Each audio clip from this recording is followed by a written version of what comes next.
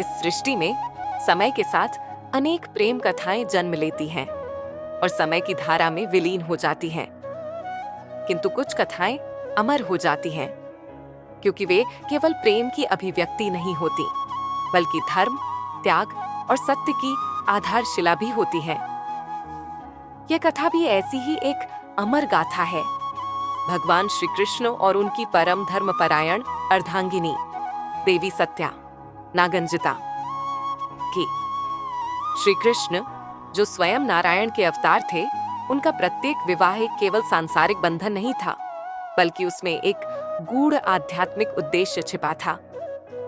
उनके 8 प्रमुख पटरानियों में से एक थी सत्या, जिनका जन्म सूर्यवंशीय अयोध्या के प्रतापी सम्राट राजा नागंजित के घर हुआ था। देवी सत्या केवल रूप और गुणों की धनी नहीं थी, बल्कि वेद शास्त्रों में पारंगत, धर्म की झाता और नीति में निपुण थीं। उनके लिए जीवन का सबसे बड़ा सत्य था, सच्चा प्रेम केवल शक्ति से नहीं, बल्कि धर्म, सत्य और आत्मिक बल से ही पाया जा सकता है। इस कथा का आरंभ अयोध्या से होता है, जहां एक भविष्यवाणी ने राजा नागंजित को संकेत दिया कि उनकी पुत्री का विवाह कोई साधारण राजा से नहीं, बल्कि ऐसे नरश्रेष्ठ से होगा जो अपने बाहुबल और धर्मबल से 7 महाशक्तिशाली बैलों को वश में कर सकेगा। ये शर्त इतनी कठिन थी कि अनेकों वीर, राजकुमार और महाबली योद्धा असफल हो गए। परंतु जब स्वयं द्वारकाधीश श्री कृष्ण ने इस चुनौती को स्वीकार किया, तब केवल बल नहीं, बल्कि प्रेम, भक्ति और दिव्यता की महिमा भी प्रकट हुई। यह कथा केवल एक विवाह की नहीं है, यह कथा है धर्म और प्रेम के अद्भुत संगम की, एक राजकुमारी के आत्मिक संकल्प की, एक राजा के सत्य और न्याय के प्रति निष्ठा की, और स्वयं भगवान के दिव्य कर्तव्य की।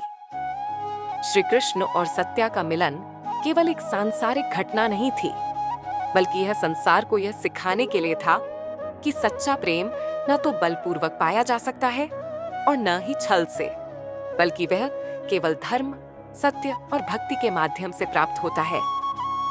तो आइए इस दिव्य गाथा में प्रवेश करें और जानें कि कैसे यह प्रेम और परीक्षा की यात्रा श्री कृष्ण और सत्या को एक अटूट बंधन में बांध देती है। एक ऐसा बंधन जो न केवल इस युग में, बल्कि समस्त युगों के लिए एक प्रेरणा बन गया। जय श्री कृष्ण, जय देवी सत्या। यह कथा श्री कृष्ण और उनकी तीसरी पत्नी सत्या नागंजिता के विवाह, प्रेम, संघर्ष और उनके दिव्य जीवन को दर्शाएगी। यह केवल एक ऐतिहासिक विवरण नहीं, बल्कि एक विस्तृत महाकाव्य के रूप में लिखी जाएगी, जिसमें भावनाएं, संवाद, प्रकृति का सौंदर्य और भक्ति भाव का समावेश होगा। यह कथा बहुत लंबी होगी, इसलिए मैं इसे क्रमबद्ध रूप में लिखूंगा। पहले भाग से आरंभ करता हूँ। अयोध्या का सूर्यवंश और नागंजिता अयोध्या, जो कभी भगवान श्री राम की पावन भूमि रही थी, अब राजा नागंजित के अधीन थी। वे सत्य प्रतिज्ञ, धर्मनिष्ठ और अत्यंत शक्तिशाली सम्राट थे। उनकी ख्याति दूर दूर तक फैली थी और उनके न्यायप्रिय शासन के कारण अयोध्या में सुख शांति का वातावरण था। राजा नागंजित की एकमात्र संतान थी राजकुमारी सत्या। उनका जन्म अयोध्या के राजमहल में हुआ था और वे बचपन से ही अत्यंत बुद्धिमान, सौम्य और तेजस्विनी थीं। उनका रूप अद्वितीय था। लंबे काले केश, गहरे नीलकमल सदृश नेत्र और सौम्य आभा।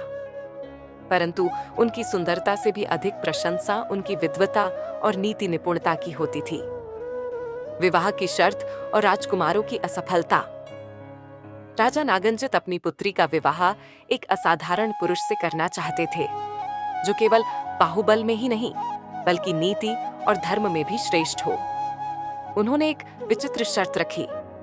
जो भी राजकुमार सत्या से विवाह करना चाहेगा, उसे उनके साथ अत्यंत क्रोधित और अजेय बैलों को वश में करना होगा। ये बैल अद्भुत शक्तिशाली थे। वे किसी भी राजा या योद्धा के वश में नहीं आते थे। अनेक देशों के राजकुमार इस परीक्षा में असफल हो चुके थे। कुछ ने प्रयास किया और बुरी तरह घायल होकर लौटे, तो कुछ भयभीत होकर युद्ध भूमि से भाग गए। श्री कृष्ण का आगमन। द्वारका में श्री कृष्ण को जब यह समाचार मिला तो वे मंद मंद मुस्काए। उनके मन में सत्या के प्रति पहले ही अनुराग उत्पन्न हो चुका था। वे जान गए कि यह विवाह केवल एक सांसारिक बंधन नहीं बल्कि एक दिव्य संयोग था। श्री कृष्ण अपनी दिव्य रथ पर आरूढ़ होकर अयोध्या पहुंचे। उनके साथ उनके विश्वसनीय साथी भी थे। जब वे राजमहल पहुंचे तो समस्त नगर में आनंद छा गया। लोग उनके रूप और तेज को देखकर मुग्ध हो गए। राजा नागनजित स्वयं महल के द्वार पर आकर श्री कृष्ण का स्वागत करने लगे। बैलों का वशीकरण सभा मंडप में जब श्री कृष्ण को शर्त बताई गई तो वे सहज भाव से मुस्कुराए और बोले, राजन, यदि आपकी इच्छा है कि मैं इन बैलों को वश में करूं तो मैं अवश्य यह कार्य करूंगा, किंतु यह कार्य केवल बाहुबल से नहीं बल्कि मन की अजेय शक्ति से भी संभव होगा। इसके बाद श्री कृष्ण ने उन 7 बैलों के समीप जाकर उन्हें प्रेम पूर्वक देखा। उन्होंने अपना दिव्य स्पर्श किया और देखते ही देखते वे बैल जो अब तक क्रोधित थे श्री कृष्ण के चरणों में नत हो गए। पूरा राजमहल इस दृश्य को देखकर आश्चर्यचकित रह गया। राजा नागनजित अत्यंत प्रसन्न हुए और उन्होंने सत्या का विवाह श्री कृष्ण से कर दिया। विवाह और द्वारका गमन। सत्या ने जब श्री कृष्ण को देखा तो वे उनके प्रेम और तेज से अभिभूत हो गईं।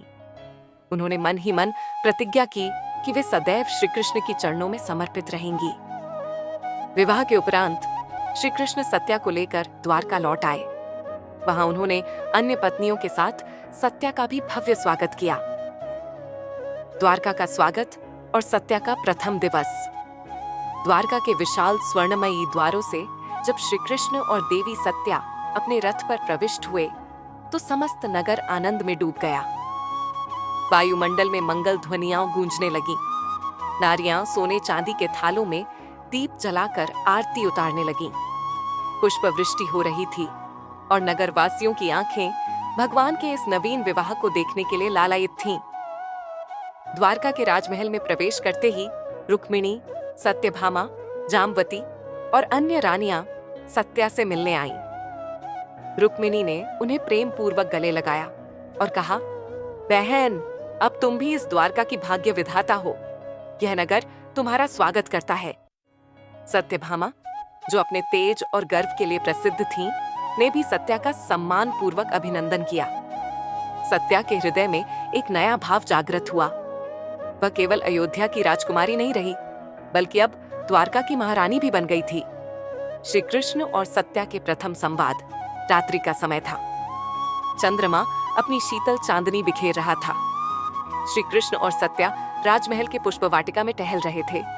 सत्या ने कहा, नाथ, मैं आज तक एक राजकुमारी थी, किंतु आज एक नई यात्रा आरंभ हुई है। मैं केवल आपकी पत्नी नहीं, आपकी अनन्य सेविका बनना चाहती हूँ। श्री कृष्ण मंद मंद मुस्कुराए और बोले, प्रिय, सेवा और प्रेम में कोई भेद नहीं। जब प्रेम निश्चल होता है तो वह सेवा बन जाता है, और जब सेवा सच्ची होती है तो उसमें प्रेम समाहित होता है। तुम साक्षात लक्ष्मी हो। तुम्हारा स्थान मेरे हृदय में अटल है। यह सुनकर सत्या की आंखों में प्रेम और भक्ति के अश्रु छलक उठे। सत्या का राजधर्म और नीति ज्ञान। सत्या केवल सौंदर्य और भक्ति की मूर्ति नहीं थी, बल्कि वे एक कुशल शासक भी थीं। द्वारका में शीघ्र ही उन्होंने राजकार्य में अपना योगदान देना प्रारंभ कर दिया। श्री कृष्ण ने उन्हें प्रशासन की अनेक जिम्मेदारियां सौंपी। वे प्रजा की समस्याएं सुनती, नारी सम्मान की रक्षा हेतु विशेष नियम बनाती और द्वारका में एक सुदृढ़ नीतिगत व्यवस्था स्थापित करती। एक बार श्री कृष्ण ने सभा में कहा, सत्या केवल मेरी पत्नी नहीं, वह धर्म, सत्य और न्याय की संरक्षिका भी है। मैं चाहता हूं कि प्रजा उनकी बातों को भी उतना ही आदर दे जितना मेरी बातों को। द्वारका की जनता ने इस आदेश को हृदय से स्वीकार किया और सत्या का सम्मान बढ़ने लगा। महाभारत की आहट और सत्या की चिंता। समय बीतता गया। धीरे धीरे महाभारत का संक्रांति काल समीप आने लगा। श्री कृष्ण ने कौरवों और पांडवों के मध्य बढ़ते तनाव को देखा। एक दिन सत्या ने श्री कृष्ण से कहा, नाथ, मैं अनुभव कर रही हूं कि एक भयंकर संग्राम निकट आ रहा है। क्या यह सत्य है? श्री कृष्ण गंभीर हो गए। उन्होंने कहा, प्रिय, यह सत्य है। धर्म और अधर्म का अंतिम युद्ध अवश्यंभावी है। मैं पांडवों के साथ खड़ा रहूंगा क्योंकि वे धर्म के पक्षधर हैं। किंतु इस युद्ध में अनेकों प्रियजनों को खोने का भय भी है। सत्या चिंतित हो उठी। उन्होंने कहा, तो क्या हमें इस युद्ध को रोकने का प्रयास नहीं करना चाहिए? श्री कृष्ण ने मुस्कुराकर कहा, मैं प्रयास अवश्य करूंगा, किंतु जब अधर्म अपने चरम पर होता है तब युद्ध अनिवार्य हो जाता है। सत्या की आंखों में अश्रु आ गए। उन्होंने श्री कृष्ण का हाथ पकड़कर कहा, मैं आपके साथ हर परिस्थिति में हूं प्रभु, किंतु मैं आपको खोना नहीं चाहती। श्री कृष्ण ने उनके आंसू पोंछे और कहा, मैं अविनाशी हूं प्रिय। मैं सदा तुम्हारे साथ रहूंगा, चाहे यह शरीर रहे या नहीं।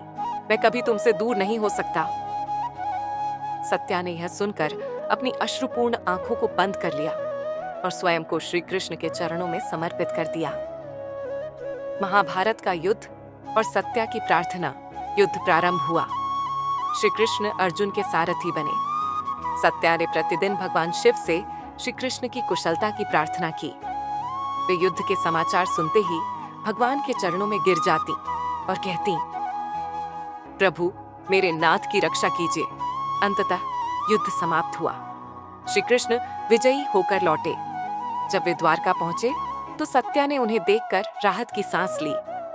वे उनके चरणों में गिर पड़ी और रोते हुए बोली, नाथ, आप सकुशल लौट आए, यही मेरे लिए सबसे बड़ा वरदान है।